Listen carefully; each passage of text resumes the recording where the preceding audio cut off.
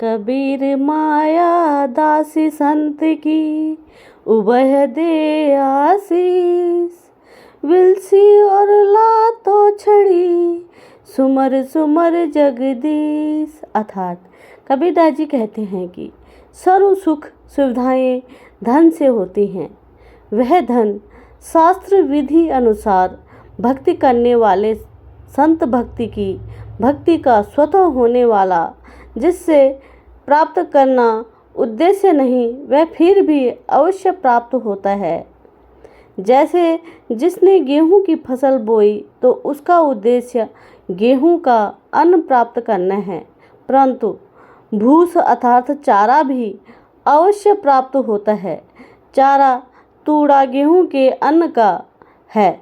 इसी प्रकार सत्य साधना करने वाले को अपने आप धन माया मिलती है, साधक उसको भोगता है, वह चरणों में पड़ी रहती है और धन का अभाव नहीं रहता, अपितु आवश्यकता से अधिक प्राप्त रहती है।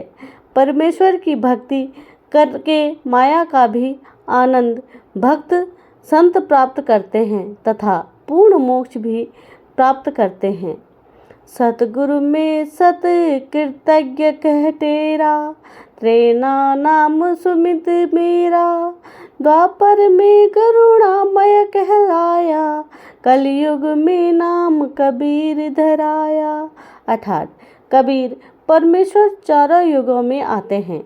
कबीर साहिब जी ने बताया कि जब मैं सतयुग में आया था तब मेरा नाम सत सुकृत था, त्रेता युग में मेरा नाम मुनिंदर था, द्वापर युग में मेरा नाम करुणामय था और कलयुग में मेरा नाम कबीर है।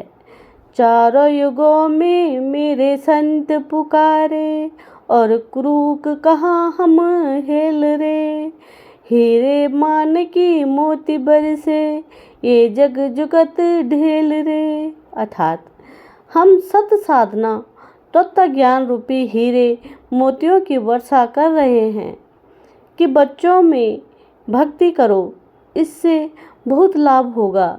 हमारी बात को न सुनकर इन नकली संतों, गुरुओं, आचार्यों, शंकराचार्यों की बातों पर आरूढ़ हो चुके हो तुम, और ये कंकर पत्थर इकट्ठे कर रहे हो जिनका कोई मूल्य नहीं है भगवान के दरबार में।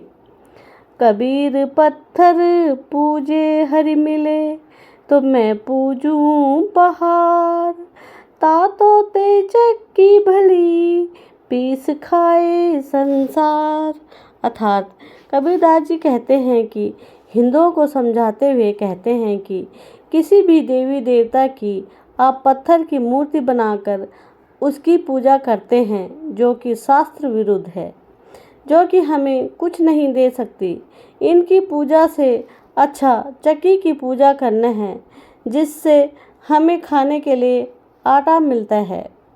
वेद पढ़े पर भेद न जाने, बाँचे पुराण 18।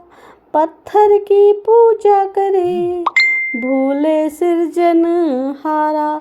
अर्थात कबीरदास जी कहते हैं कि वेदों व पुराणों का यथार्थ ज्ञान न होने के कारण हिंदू धर्म के धर्म गुरुओं को सृजनहार अर्थात परम अक्षर ब्रह्मा का ज्ञान भी नहीं है, इसलिए वे पत्थर पूजा में लगे हुए हैं।